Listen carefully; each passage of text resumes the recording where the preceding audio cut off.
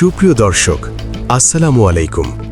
অনুসন্ধানী টাইম চ্যানেলে যুক্ত হওয়ার জন্য আপনাকে অসংখ্য ধন্যবাদ। জানিয়ে দিচ্ছি আমাদের হাতে থাকা সর্বশেষ আপডেট। আর বরাবরের মতো সর্বশেষ আপডেট জানাতে আপনাদের পাশে আমি সাইমন সুজন। চিরতরে দাদাগিরি শেষ দিল্লির মোদির।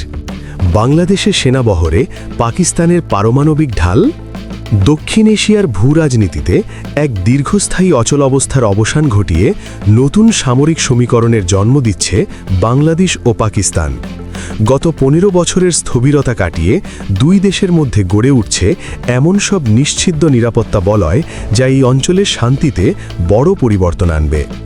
ঢাকা এবং ইসলামাবাদের মধ্যে বর্তমানে এই ঘনিষ্ঠতা এখন উচ্চ পর্যায়ের সামরিক ও প্রতিরক্ষা চুক্তির দিকে ধাবিত হচ্ছে। এই চুক্তির মূল ভিত্তি হচ্ছে মিউচুয়াল ডিফেন্স সিস্টেম, যা অনেকটা ন্যাটোর আদলে তৈরি। মানে এই চুক্তির ফলে এক দেশের ওপর হামলা হলে তা অন্য দেশের ওপর হামলা হিসেবে গণ্য হবে। এর মাধ্যমে বাংলাদেশ সরাসরি পাকিস্তানের পারমাণবিক ছত্রছায়ায় চলে আসার সুযোগ পাচ্ছে, যা বাংলাদেশের জাতীয় নিরাপত্তা নিশ্চিত করতে এক অজয় ঢাল হিসেবে কাজ করবে। অনেক দিন ধরেই বাংলাদেশের প্রতিরক্ষা ব্যবস্থা এবং বৈদেশিক নীতি একটি নির্দিষ্ট দেশের প্রভাব বলয়ে বন্দী ছিল। বিশেষ করে গত 1.5 দশকে শেখ হাসিনা সরকারের আমলে বাংলাদেশের সামরিক সক্ষমতাকে পরিকল্পিতভাবে দুর্বল করে রাখা হয়েছিল বলে জোরালো তথ্য পাওয়া যায়। পার্শ্ববর্তী দেশগুলোর তুলনায় সমরাস্ত্র এবং সৈন্য সংখ্যায় বাংলাদেশ যোজন যোজন পিছিয়ে পড়েছিল। ভারতের আধিপত্যবাদী নীতির কারণে বাংলাদেশের সীমান্ত নিরাপত্তা এবং সার্বভৌমত্ব বারবার হুমকির মুখে পড়েছে। দিল্লির মূল লক্ষ্য ছিল শিলিগুড়ি করিডর বা চিকেন নেক সুরক্ষিত রাখা, আর এর জন্য তারা ঢাকাকে নিজেদের নিয়ন্ত্রণে রাখতে মরিয়া ছিল। কিন্তু ছাত্র জনতার বিপ্লবের পর ডক্টর মোহাম্মদ ইউনূসের নেতৃত্বাধীন অন্তর্বর্তী সরকার ক্ষমতা গ্রহণের পর থেকেই দৃশ্যপট পাল্টাতে শুরু করেছে। ঢাকা এখন দিল্লির একতরফা প্রভাব থেকে বেরিয়ে এসে নিজেদের সার্বভৌমত্ব রক্ষায় পাকিস্তানের মতো পারমাণবিক শক্তিধর দেশের সঙ্গে সামরিক জোট গড়ার পথে হাঁটছে। দুই দেশের এই নতুন সম্পর্কের গভীরতা বোঝা যায় সাম্প্রতিক উচ্চ পর্যায়ের যোগাযোগগুলো পর্যবেক্ষণ করলে। 2025 সালের এপ্রিলে প্রায় 15 বছর পর বাংলাদেশ ও পাকিস্তানের মধ্যে পররাষ্ট্র সচিব পর্যায়ের বৈঠক অনুষ্ঠিত হয়েছে। পাকিস্তানের পররাষ্ট্র মন্ত্রণালয় আনুষ্ঠানিকভাবে এই আলোচনার কথা স্বীকার করেছে। এই বৈঠকে কেবল বাণিজ্যিক বিষয় নয়, বরং নিরাপত্তা এবং প্রতিরক্ষা সহযোগিতার বিষয়গুলো সবচেয়ে বেশি গুরুত্ব পেয়েছে। এরপর থেকে দুই দেশের শীর্ষ সামরিক কর্মকর্তাদের মধ্যে দফায় দফায় বৈঠক ও সফর বিনিময় হয়েছে। ইসলামাবাদের সামরিক সূত্রগুলো বলে এই আলাপ আলোচনার মূল লক্ষ্য হল গোয়েন্দা তথ্য আদান প্রদান এবং প্রতিরক্ষা সক্ষমতা বৃদ্ধি। বিশেষ করে পাকিস্তানের ইন্টার সার্ভিসেস ইন্টেলিজেন্স বা ISI এবং বাংলাদেশের প্রতিরক্ষা গোয়েন্দা মহাপরিদপ্তর বা DGFI এর মধ্যে প্রাতিষ্ঠানিক যোগাযোগ পুনরায় স্থাপন করা হয়েছে। এটি ভারতের পূর্ব সীমান্তের নিরাপত্তা উদ্বেগকে বহুগুণ বাড়িয়ে দিয়েছে। প্রতিরক্ষা সহযোগিতার এই মহাপরিকল্পনায় বেশ কিছু সুনির্দিষ্ট সামরিক সরঞ্জাম এবং প্রশিক্ষণের বিষয় চূড়ান্ত করা হয়েছে। পাকিস্তান থেকে JF-17 থান্ডার যুদ্ধবিমান ক্রয় করার বিষয়ে প্রাথমিক আলোচনা অনেক দূরে গিয়েছে। শুধু বিমান কেনা নয়, বাংলাদেশের পাইলটদের উচ্চ প্রশিক্ষণ এবং কারিগরি সহায়তা দেবে পাকিস্তান। এর পাশাপাশি ব্যালিস্টিক মিসাইল প্রোগ্রাম এবং মাল্টিপারপাস ট্যাঙ্ক বিল্ডিং প্রযুক্তিতে পাকিস্তানকে পাশে পাচ্ছে বাংলাদেশ। সাইবার ওয়ারফেয়ার বা ইন্টারনেট ভিত্তিক যুদ্ধ এবং গোয়েন্দা সক্ষমতা বৃদ্ধিতেও দুই দেশ একসঙ্গে কাজ করার অঙ্গীকার করেছে। এই ধরনের সহযোগিতা ঢাকাকে দক্ষিণ এশিয়ায় একটি গুরুত্বপূর্ণ পাওয়ার হাউসে পরিণত করবে।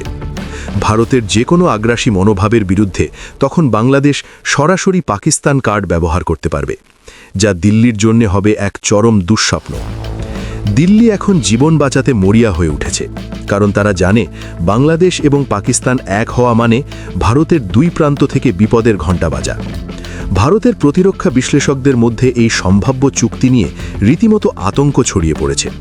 তাদের ভয়ের মূল কারণ, যদি বাংলাদেশ ও পাকিস্তান সামরিকভাবে একাত্ম হয়, তবে ভারতের উত্তর পূর্বাঞ্চলীয় রাজ্যগুলো রক্ষা করা অসম্ভব হয়ে পড়বে।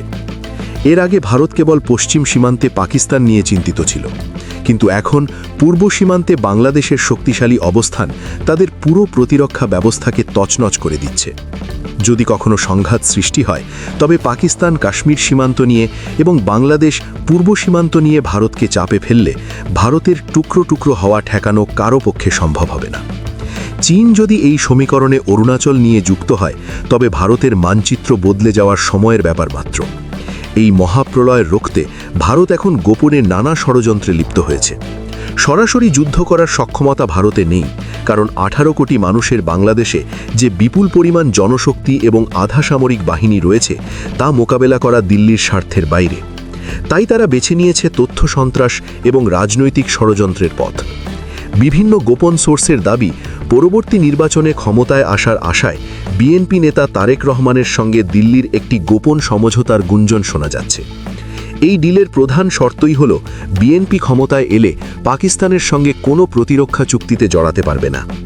যদি ক্ষমতার লোভে দেশের সার্বভৌমত্বের বিনিময়ে এমন কোনো চুক্তি করা হয় তবে তা হবে দেশের সঙ্গে চরম বিশ্বাসঘাতকতা।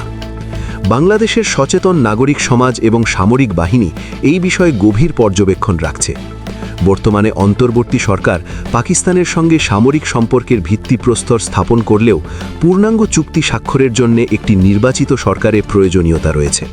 ডক্টর ইউনুস অত্যন্ত বিচক্ষণতার সঙ্গে ভূ-রাজনীতির এই পরিবর্তনগুলো সামাল দিচ্ছেন। পাকিস্তানের institute of strategic studies Islamabad এবং বাংলাদেশের বিভিন্ন গবেষণা প্রতিষ্ঠানের মধ্যে ইতোমধ্যেই সমঝোতা স্মারক স্বাক্ষরিত হয়েছে। যদিও এগুলো বেসামরিক পর্যায়ে মনে হতে পারে, কিন্তু এগুলো আসলে বৃহত্তর সামরিক সহযোগিতারই প্রাথমিক ধাপ। গোয়েন্দা সংস্থাগুলোর মধ্যে এই যে অভূতপূর্ব সমন্বয় তৈরি হয়েছে তা গত কয়েক দশকে দেখা যায়নি। এই সমন্বয়ের ফলে বাংলাদেশের ভেতর থাকা ভারতীয় গোয়েন্দা নেটওয়ার্ক এবং আধিপত্যবাদী শক্তিগুলো কোণঠাসা হয়ে পড়েছে। ভারতের আরেকটি বড় ভয়ের জায়গা হলো তাদের অভ্যন্তরীণ বিচ্ছিন্নতাবাদী গোষ্ঠীগুলো। বাংলাদেশ যদি পাকিস্তানের সঙ্গে সামরিক জোটে যায় তবে ভারতের 7 সিস্টার্সে সক্রিয় বিদ্রোহী গোষ্ঠীগুলো নতুন করে প্রাণ ফিরে পেতে পারে। ভারত এতদিন ঢাকাকে ব্যবহার করে এই বিদ্রোহ দমন করে রেখেছিল, কিন্তু এখন পরিস্থিতি সম্পূর্ণ উল্টো। বাংলাদেশের সীমান্ত এখন আর ভারতের সেবায় নিয়োজিত নয়, বরং নিজেদের জাতীয় স্বার্থ রক্ষায় সোচ্চার। ভারতের মিডিয়াগুলো এই সম্ভাব্য প্রতিরক্ষা চুক্তি নিয়ে প্রতিদিন আতঙ্ক ছড়াচ্ছে, কারণ তারা বুঝতে পারছে দক্ষিণ এশিয়ায় ভারতের একাধিপত্য শেষ হতে চলেছে। তারা এখন ব্যাক চ্যানেল ডিপ্লোমেসির মাধ্যমে বাংলাদেশের নীতি নির্ধারকদের প্রভাবিত করার চেষ্টা করছে, যাতে এই চুক্তি আলোর মুখ না দেখে। বাংলাদেশের নিরাপত্তা নিশ্চিত করতে হলে পাকিস্তানের সঙ্গে এই প্রতিরক্ষা চুক্তি সময়ের দাবি। পারমাণবিক শক্তিধর পাকিস্তানের সঙ্গে সামরিক মিত্রতা বাংলাদেশকে আন্তর্জাতিক মহলে এক নতুন উচ্চতায় নিয়ে যাবে। ভারতের চোখ রাঙানি উপেক্ষা করে নিজেদের অধিকার আদায় করতে হলে এই শক্তির বিকল্প নেই। দেশের সার্বভৌমত্ব রক্ষা করতে হলে যে কোনো মূল্যে ভারতীয় আধিপত্যের শৃঙ্খল ভেঙে বেরিয়ে আসতে হবে। যদি আগামী দিনের নেতৃত্ব দিল্লির দালালি করতে গিয়ে এই ঐতিহাসিক সুযোগ হাতছাড়া করে তবে বাংলাদেশের ভবিষ্যৎ আবারও অন্ধকারের দিকে ধাবিত হবে। সুপ্রিয় বন্ধুগণ, আপনার মূল্যবান মতামত জানিয়ে দিন আমাদের কমেন্ট বক্সে।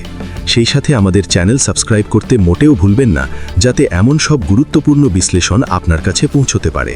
Thanks for watching my video. আল্লাহ হাফেজ।